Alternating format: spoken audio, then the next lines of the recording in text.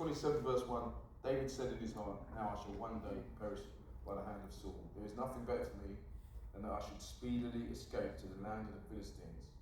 And Saul will despair of me, to seek me any more in any part of Israel. So I shall escape out of his hand. Then David arose and went over with the 600 men who were with him to Achish, the son of Maok, king of Gath. In the separation, in the lack of communication, he forgets his marriage. He meets Abigail, but then he meets some other chick called Ahinoam. Meanwhile, back in Israel, Michael was given to another man. His name is Paltiel. And the Bible records both of these sad facts one after another. It's almost as if God is sad about this and he records it for people to see. 1 Samuel 25:43, David also took Ahinoam of Jezreel, and so both of them were his wives. But Saul had given Michal, his daughter, David's wife, to Paltiel, the son of Laish, who was from Galilee. It's as if God records this and he's not happy about it. This could have been a wonderful couple, man. They could have been like a power couple.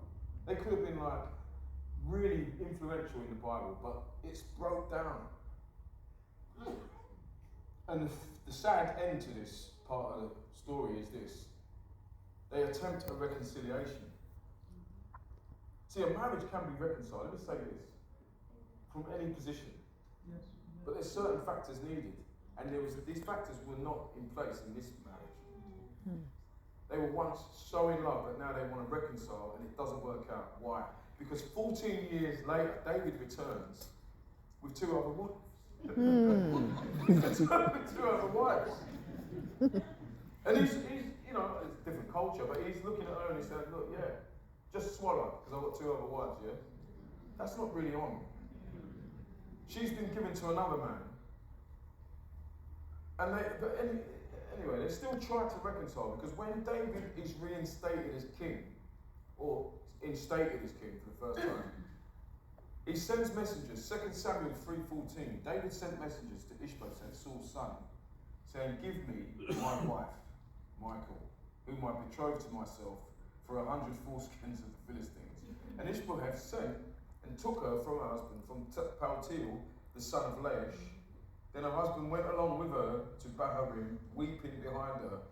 So Abner said to him, go and return, and he returned. This is a pretty sad story. This is a sad situation. But it kind of illustrates how much David still loved her. He's been away for 14 odd years. He's hooked up with these two other chicks, but he still wants his wife. That was his first love, man. That was his woman. He doesn't want no one else, really. He wants her. And so he says, if you're going to make me king, you better get my wife back. So she comes back. However, it turns sour. Because of all the factors that we've been talking about. The lack of communication. The in-laws. And many other different things. Lack of contact. Different hookups with different people.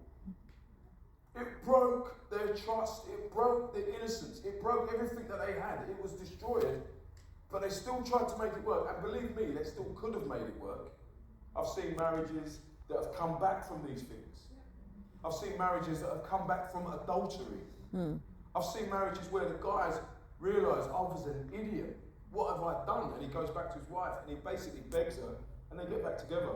And it can work. But in this case, it doesn't.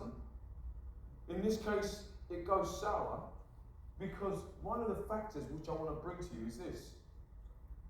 In this text I'm about to read, she's again called Michal, the daughter of Saul. It says these words, 2 Samuel 6:20.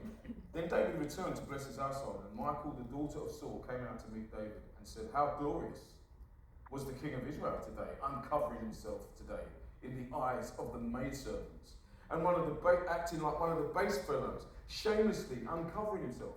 So David said to Michal, he was before the Lord. And this is where it gets really deep. Who chose me instead of your father, little daddy's girl. Feel it? You feel what's going on? The tensions of before are still there. And he appointed me ruler over the house of the people of the Lord over Israel. Therefore I will play music before the Lord, and I will be even more undignified than this. and will be humble in my own sight. But as for the maidservants on whom you have spoken, by them I will be held in honour. In other words, I'm getting respect. I ain't getting it from you, but I'm getting respect. Because men, ladies, listen carefully, ladies. Men live and die for respect. Huh? All the men felt me. All of the men was like, yeah.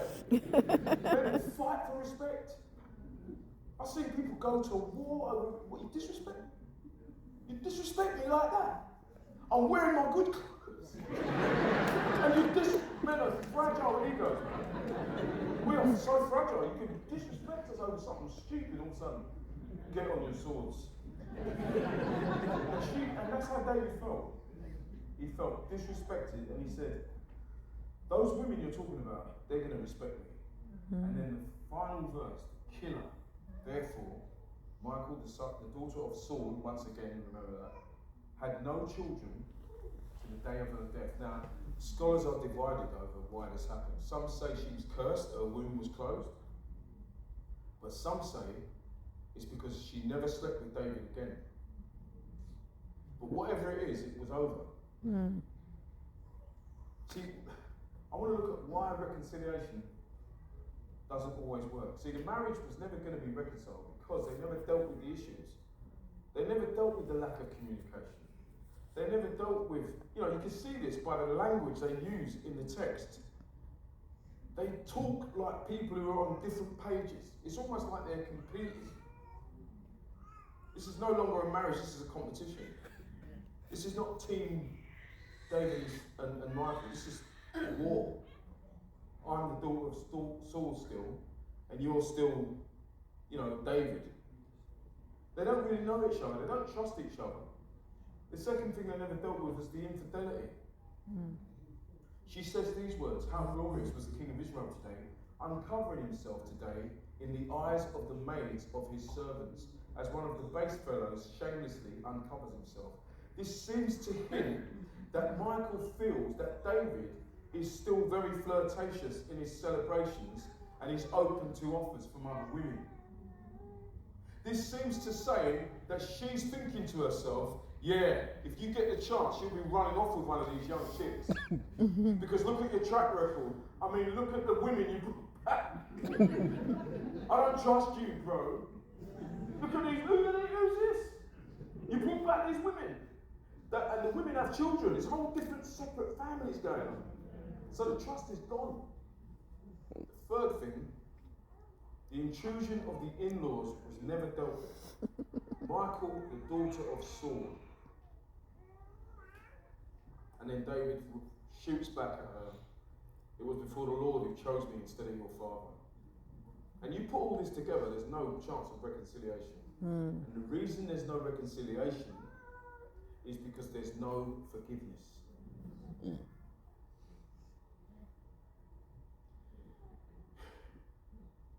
Sometimes I preach sermons about forgiveness, and I've suddenly realised that the people who need to forgive each other the most are the people sitting next to each other. The husband and the wife.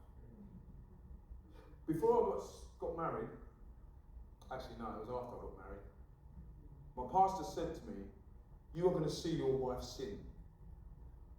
You've got to be ready for that. You're going to see her sin. You're going to see her do wicked things. You're going to see her be selfish. And she's going to see you sin. She's going to see you be selfish. She's going to see you do wickedly. And at the time, we're so in love. Yeah. Karen, you never guess what you said. But the truth is, we saw each other sin. We pioneered, we saw each other sin. We took over churches, we saw each other sin. We saw each other at our worst. But the thing what kept us together, and still does, we make allowances for the fact that we're both brittle, fragile human beings, and we forgive each other. And this is what the answer for this couple. They could have been, do you understand how glorious they could have been? David and Michal, it could have been like, almost like the Solomon era come early. It could have been the greatest time of Israel's history with these two together. But they couldn't forgive each other because they couldn't reconcile the separation, the lack of communication, the infidelity.